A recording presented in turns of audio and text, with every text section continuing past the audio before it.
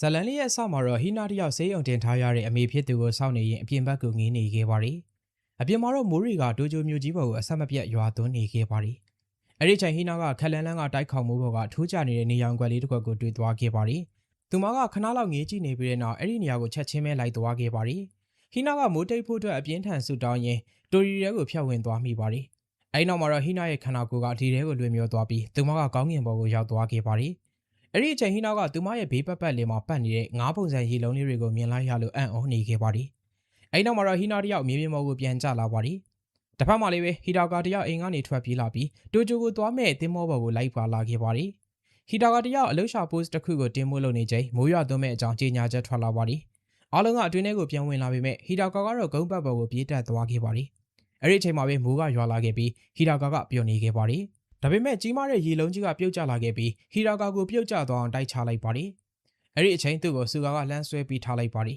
။ဒါကြောင့်ဟီတာကာကအသက်အန္တရာယ်ကနေလွတ်သွားခဲ့ရပြီးအဲ့နောက်မှာတော့ဟီတာကာကဆူကာကိုသူ့ရဲ့အသက်ကိုကယ်ပေးလို့စားစရာလိုက်ကျွေးခဲ့ပါတယ်။ဆူကာကတော့စားစရာတွေကိုစားရင်ဘီယာလေးတောက်ချင်ကြောင်းပြောခဲ့ပါတယ်။ဒါကိုကျတော့ဟီတာကာကလည်းဘီယာကိုသွားယူပေးလိုက်ပါတယ်။ဟီတာကာကတော့အခက်တီတီနဲ့သူ့စီကနေစားတောက်နေတဲ့ဆူကာကိုငြိမ်သက်စွာကြည့်နေခဲ့ပါတယ်။အဲ့နောက်ဒိုဂျိုကိုရောက်တော့ဆူကာကဟီကာတာကိုဘယ်ကိုသွားမလို့လဲလို့မေးလိုက်ပါတယ်။ဒါကိုကျတော့ဟီတာကာကအမျိုးအိမ်ကိုကြောင်းပိတ်လို့လာလေတဲ့အကြောင်းလိန်ပြောပါတယ်။ဆူကာကတော့ဟီတာကာကိုသူ့ရဲ့လိပ်စာကတ်ကိုပေးလိုက်ပြီးလိုရာရှင်ဆက်သွယ်ဖို့အတွက်ပြောခဲ့ပါတယ်။ဟီတာကာကလိပ်စာကိုယူထားလိုက်ပေမဲ့ဆူကာကိုတော့မဆက်သွယ်တော့ဘူးလို့ဆုံးဖြတ်ချက်ချထားခဲ့ပါတယ်။အဲ့နောက်သူကအရင်ဆုံးအများဆုံးရေချိုးခန်းကိုသွားပြီးရေဝင်ချိုးပါတယ်။ပြီးတော့သူ့ရဲ့အလုပ်ကိုလိုင်းပေါ်ကနေရှာကြည့်ခဲ့ပါတယ်။ဒါပေမဲ့အထက်တန်းကျောင်းသားတစ်ယောက်အတွက်ကအလုပ်ရှိမနေခဲ့ပါဘူး။ဟီတာကာကအပြင်ကိုထွက်ပြီးအလုပ်အတွက်လိုက်ရှာပေမဲ့ကျောင်းသားကတ်တောင်မရှိသေးတဲ့သူကိုဘယ်သူမှအလုပ်မခံကျင်ကြပါဘူး။ဟီတာတယောက်အလုပ်ပေါင်းများစွာကိုရှောက်ခဲ့ပေမဲ့သူကအငင်းခံလိုက်ရပါတယ်။နောက်ဆုံးသူကပြန်လာပြီးကုန်ကြစရိတ်တွေကိုတွေ့ရင်အသုံးစရိတ်ကိုချွေတာဖို့လုပ်ခဲ့ပါတယ်။ဒါပေမဲ့အလုံးမရသေးတာကြောင့်ဟီတာကာကအတော်လေးစိတ်ညစ်နေခဲ့ပါပြီ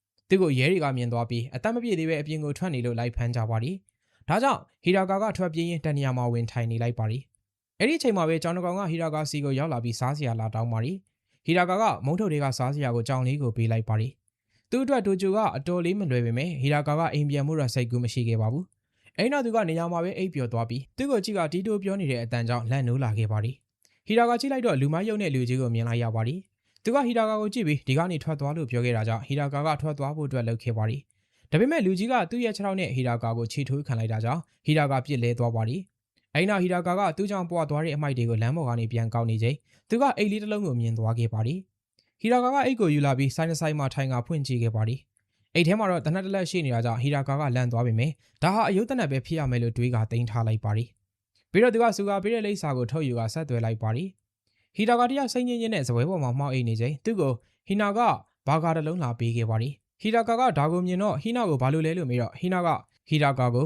နင်းကိုကြည့်ရတာ3ရက်လောက်အစားမစားရသေးတဲ့ပုံပေါက်နေလို့ပြန်ပြောခဲ့ပါတယ်။ဟီနာထွက်သွားတော့ဟီတာကာတယောက်အရန်ကိုအံ့ဩနေပါတယ်။ဒါကသူ့ဘဝ16နှစ်တောင်မှအရသာရှိတဲ့ညစာအဖြစ်လို့သူကတွေးနေတာပါ။အဲ့နောက်ဟီတာကာကအလုပ်ကိုကားနေလာခဲ့ပါတယ်။အဲ့ဒီအချိန်သူ့အနောက်ဘက်ကမူလာရန်ကလေးတွေစကားပြောနေတာကိုသူသတိထားမိသွားပါတယ်။ခဏကြာတော့ကောင်မလေးကဆင်းသွားပြီးတိတ်မကြခင်ကားပေါ်ကိုနောက်တစ်ယောက်တက်လိုက်လာပြီးကောင်လေးကိုနှုတ်ဆက်လိုက်ပါတယ်။ဒါကိုမြင်နေတဲ့ဟီတာကာကတော့နာဂီဆိုတဲ့ကောင်လေးရဲ့စောကြည်နှုံးကိုဆေးရတင်နေပါတယ်။အဲ့နောက်မှာတော့သူကဆူကာချင်းထားတဲ့နေရာကိုသွားလိုက်ပါတယ်။ဒါပေမဲ့သူကအိမ်ထဲကိုဝင်သွားချိန်မှာတော့ဆူကာကိုမတွေ့ရဘဲအိမ်နေတဲ့နာဆူမီကိုသာတွေ့လိုက်ရပါတယ်။အဲ့နောက်နာဆူမီနိုးလာပြီးသူမကဟီတာကာကိုနှုတ်ဆက်ရင်းအချွေရည်နဲ့ဧခံခဲ့ပါတယ်။ဟီတာကာကတော့သူ့ရဲ့အလုပ်ရှင်ကအမျိုးသမီးဖြစ်နေတာကြောင့်အံ့ဩနေချိန်ဆူကာလေးပြန်ရောက်လာပါတယ်။အဲ့နောက်ဆူကာကဟီတာကာကိုနှုတ်ဆက်ပြီးသူရဲ့အလုပ်အကြောင်းကိုရှင်းပြပါတယ်။ဆူကာတို့ကသတင်းစာနဲ့မဂ္ဂဇင်းတွေမှာထူးခြားတဲ့သတင်းတွေကိုထည့်ရေးတာပါ။ဆူကာကတော့ဟီတာကာကိုဘာသတင်းပဲဖြစ်ရမှန်ပြီးထူးခြားရင်ရအောင်ယူဖို့ပြောလိုက်ပါတယ်။ပြီးတော့သူကဟီတာကာကိုနာဆူမီနဲ့လိုက်သွားပြီးအင်တာဗျူးကိုနားထောင်ဖို့အတွက်ပြောလိုက်ပါတယ်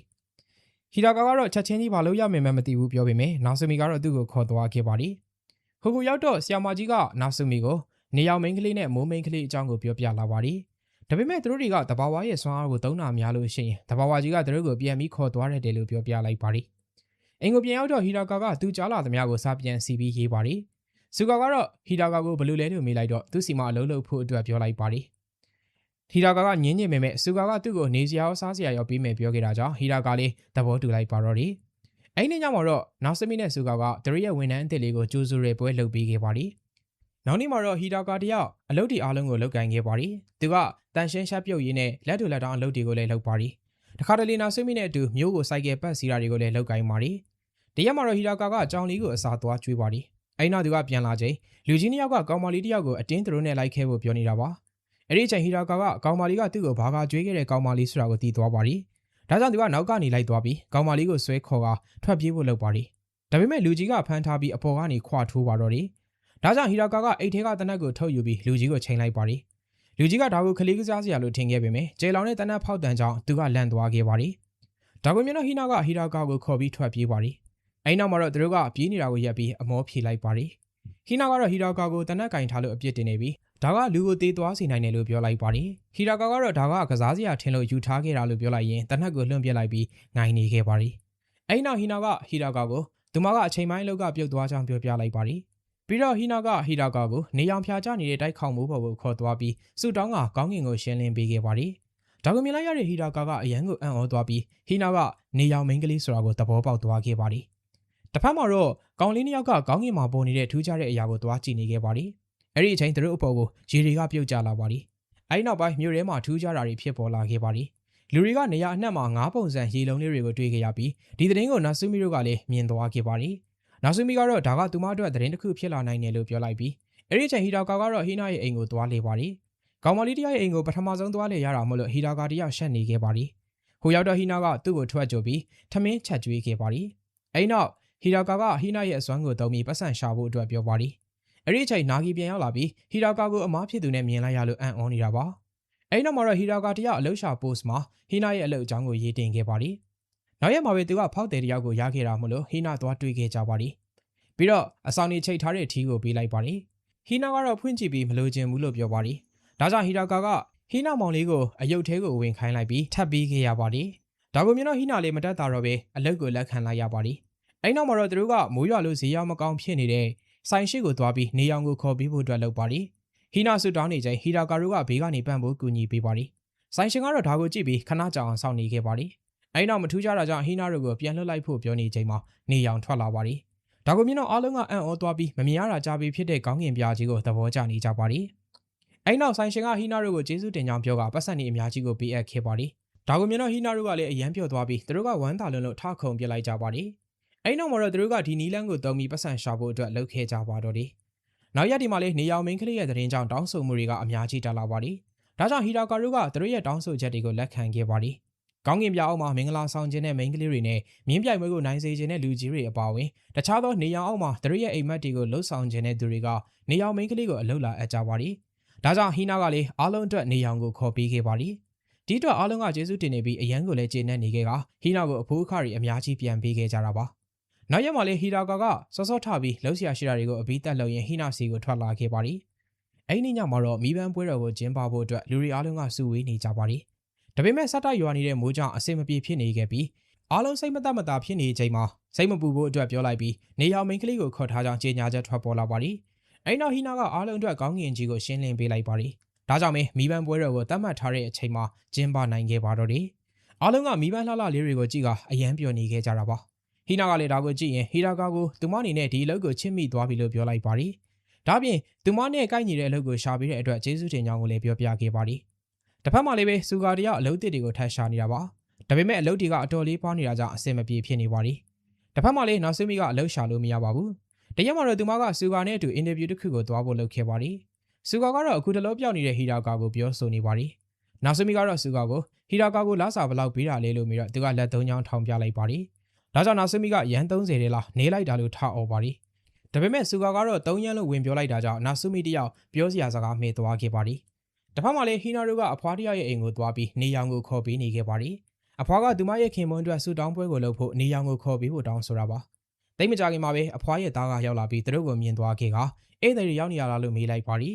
ဒေါက်ကိုကျတော့အဖွားကသားဖြစ်သူကိုဟီနာတို့ကြောင့်ပြောပြလိုက်ပါတယ်သူတို့ကဆူတောင်းပွဲကိုပြုလုပ်ပြီးအဖွားကတော့သူ့ရဲ့ခင်မွန်းကဒီမီကိုတွေနောက်ကိုလိုက်ပြီးအိမ်ကိုပြန်လာမှလို့ပြောလိုက်ပါတယ်တစ်ဖက်မှာလည်းနာဆူမီတို့ကအဖိုးကြီးတယောက်ရဲ့အိမ်ကိုသွားပြီးနေရောင်မင်းကလေးနဲ့ပတ်သက်တဲ့သတင်းကိုယူနေခဲ့ပါတယ်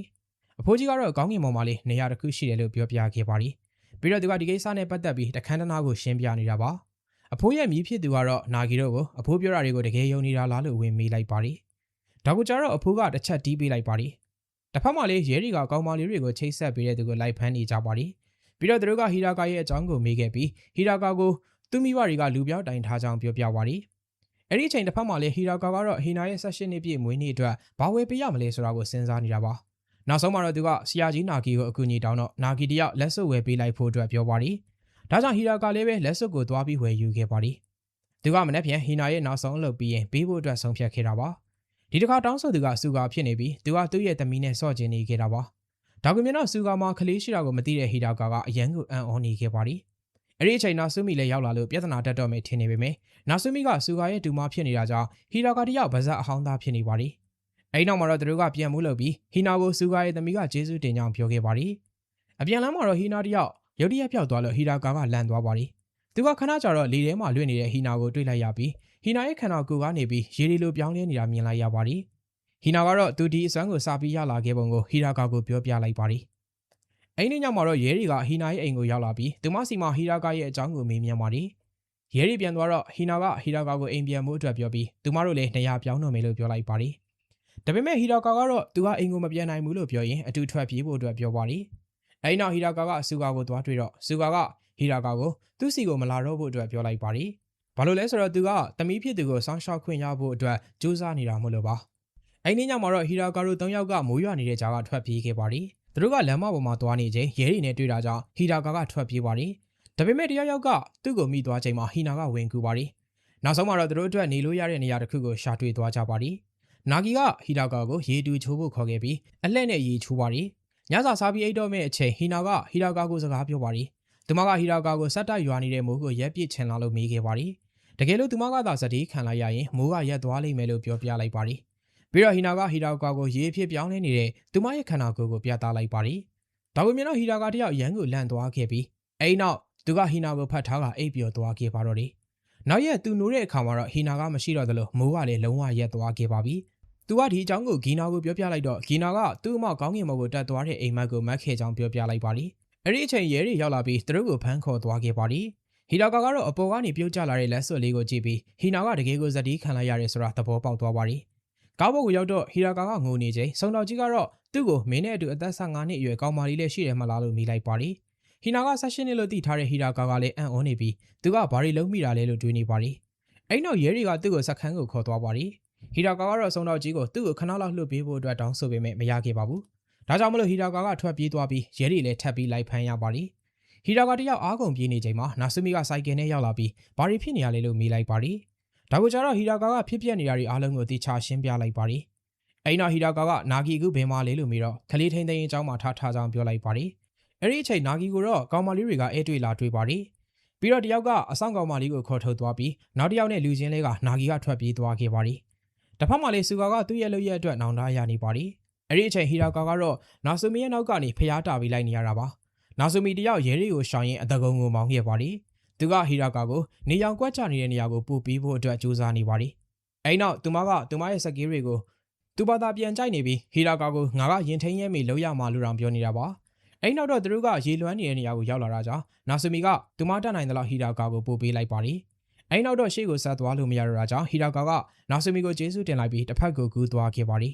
်ပြီးတော့သူကပြုပြင်နေစေဖြစ်တဲ့ရထားလမ်းတိုင်းအားကုန်ပြေးလိုက်ပါတယ်အလုသမားတွေကဟီရာကာကိုမြင်တော့လှမ်းအော်ကတားဆီးကြပေမဲ့ဟီရာကာကတော့ဂယုမဆိုင်ခဲ့ပါဘူးသူကအရှိကိုပဲပြေးသွားနေခဲ့ပြီးဟီနာပြောခဲ့တာတွေကိုလည်းသတိရနေခဲ့ပါတယ်